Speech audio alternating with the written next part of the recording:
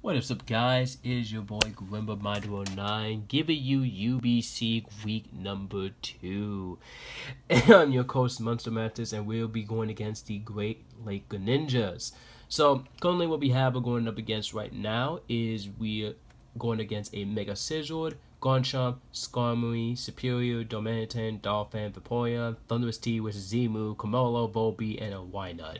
So as you can see right off the back, looking at my team, we have no answers to ground, and Thundurus T is probably going to be one of the biggest issues because it will stop Tapu Koko dead in its tracks. So before I even start reviewing this game, of course I'm going to show team building. So what he brought instead of it against us is Garchomp, and Thundurus, which we pretty much I already knew he was going to bring this thing. These two offensively alone can tear apart this team. And as well, he brought Skarmory Superior, which I wasn't surprised to see Superior. Superior actually is pretty good as a win con, as a late game, just in case it's Garchomp and Thundurus failed. So it was a nice late game sweeper. So, and then the rest of his mons was just Vaporeon and Dominican. I'm pretty sure that's pretty much everything I think he was gonna bring. I thought he was gonna bring Mega Scizor though, but I guess we have so many fire types, we scaled it, and surprisingly, Dominican wasn't here. No, not Dominican. Dolphin, because Dolphin's, even though it's another good ground type, it's a good backup, and plus Sturdy can actually be clutch. But I was very surprised to see that he brought the Dominican on this team, because we did have ways to check it. So as you can see, I'm gonna do a quick team preview like last time. We put Mega Charizard Y this week. Mega Charizard Y offensively really does well, and we don't really need to set up. We already do the high damage output we needed to do, but this time we're running a little bit special. We're running Fire Blast, Solar Beam, Tailwind, and Roots.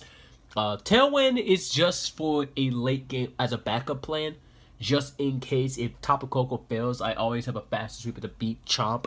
I just got to set up the Tailwind at the right moment, and then I'll be able to do heavy damage with both Absol, Minikute, and my Charizard Y. Which Charizard Y is really devastating, that nice and black Charizard Y. Finally, the main, this is going to be the most dominating mon. Tapu Koko running Roots, Life Orb, HP Fire, Dazzling Gleam, and T-Bolt. We're running 3 attacks and Roots, basically max speed, max attack.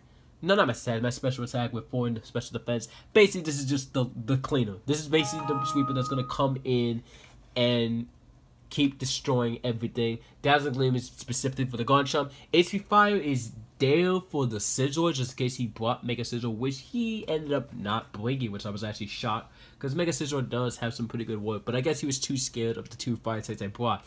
Finally, we are actually running we're innovating with a Mola.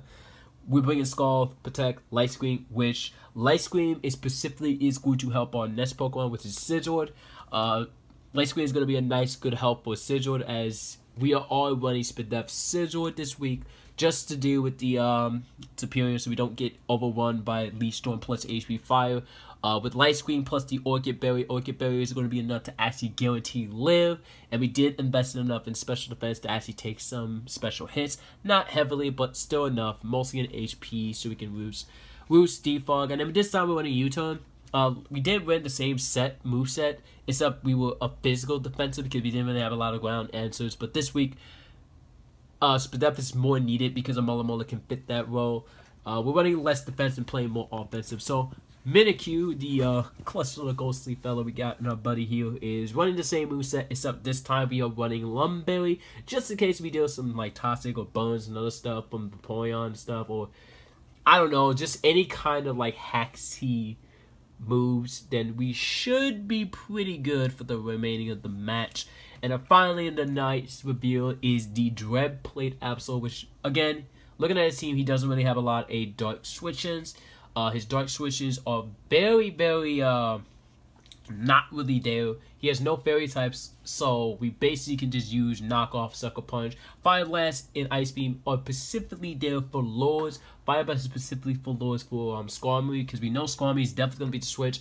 I was thinking about running Light Orb, but it's better to run a Dread Plate. I don't know, it was between either Esper Belt or Dread Plate, because I didn't want to take any recoil. And then the Super Luck is always nice, because it's always going to guarantee crits. So we get crits, it's not going to be because of luck. Well, it's kind of his luck, but it's fine. So this match is really interesting. This is actually probably one of my favorite. Well, you'll have to see why. It's a pretty cool match. We did follow him in last season. He almost beat it. It was actually a really close game last season. But this time we both got better. So this is our second week. So this is basically gonna be like a really good match. So alright, so let's begin. I'm gonna start rambling. Right off the back, I'm just gonna lead. He leads off with Thunderous as I lead off with Absol. This is really a bad matchup for me because he pretty much can do absolutely anything he wants. So I decided to hard switch out the Sigurd as he goes straight for the bow switch and did exactly 38%. So this completely is bad because that means he can constantly spam this. I'm thinking, is it specs or something because of how much damage I take?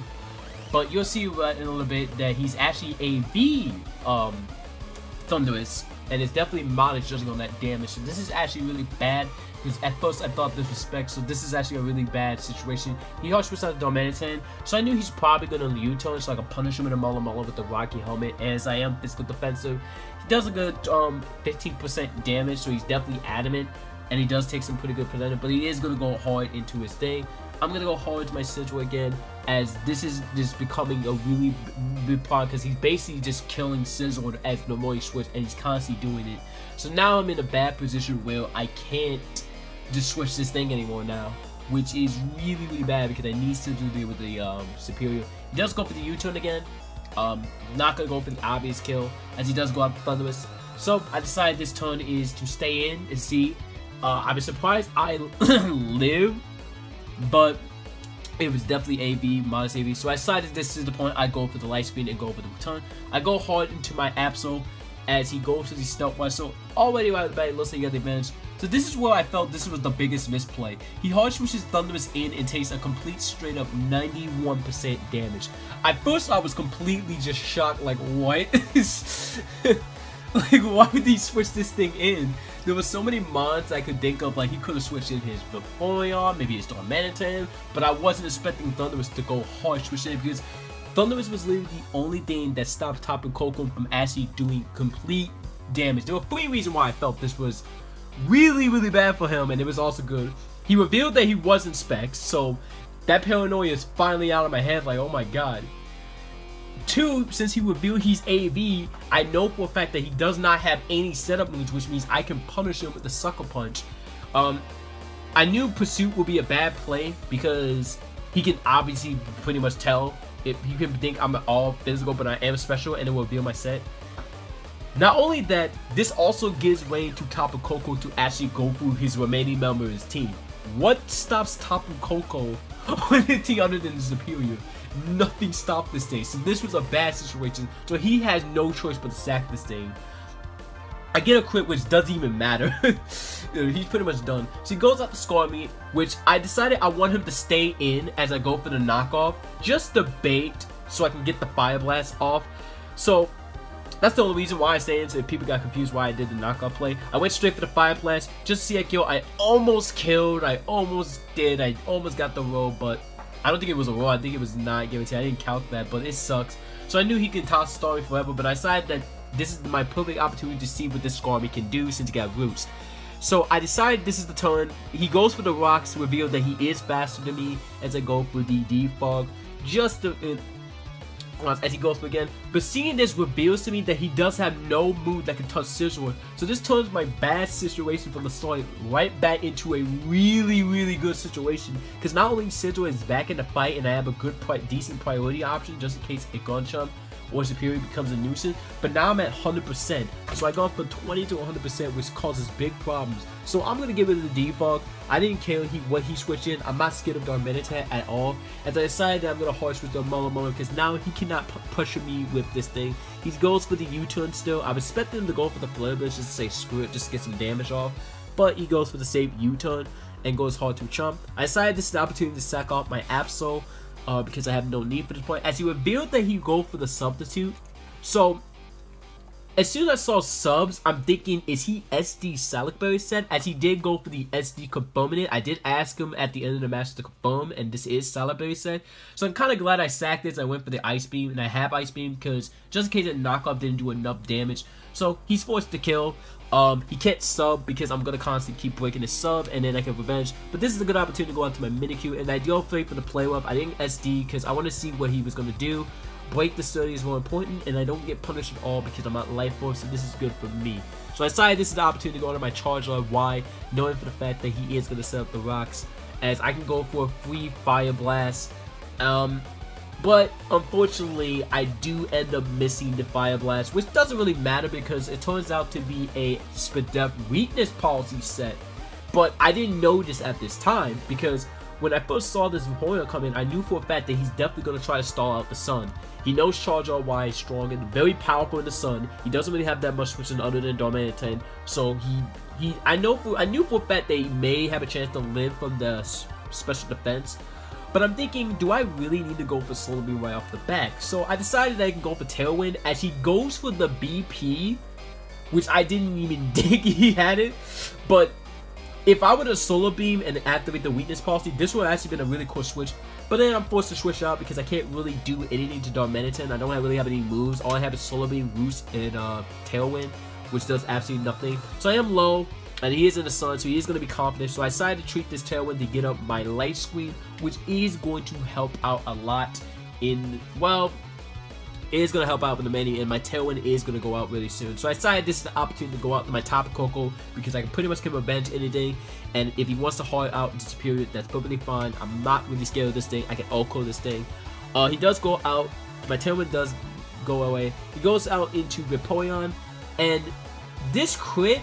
I did some calcs at the end of the battle, and Gans, because he told me that he was max Spadef, so I don't know how much HP investment he invested. Maybe he was max, but if he is max Spadef and he has heavy HP investment, he actually can live from a Tapu Koko in the lesser terrain at around like 4%. So really crazy percent, like 4 or 3%. So he definitely invested enough to actually take on Koko, which was really really good. I found it really cool. But the crit does kind of suck because basically Vaporeon just got nuked. It got overkill basically. It gone for a chance where he can actually get a BP off.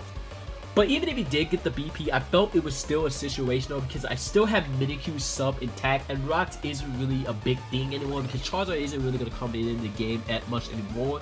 It did pressure a lot of his, well, it didn't really do much, but it did kind of cause some pressure. So Koko going to pick up these 2 kills as he decided to go out to Superior. And he revealed that he had the Electric Seed, which, fun fact that this is sometimes what people sometimes forget, Contrary does the exact opposite. So say if you have a berry boosting item, it does the opposite effect. Instead of boosting, you lose. So this was really, really bad because basically I can just kill him I can harsh with that decision because I know he's gonna go for the Leaf Storm. Even if he does Galeo, it doesn't really affect me. All I really need to do is get him low enough to the point where Koko come back in and just ends the game. So I decided to harsh switch out to my Spadef Sigil because the light screen is still up for this turn, which it is going to be a really good help because I'm going to take as much less damage as possible, plus the Orca Berry, which reveals he was HP Fire. I am going to get this powerful U-turn off, which almost kills, but it doesn't really matter because now Koko comes in and gets 5 kills this game. So Tapu Koko was really the MVP of this match. I'm pretty happy this is the first time using Tapu Koko.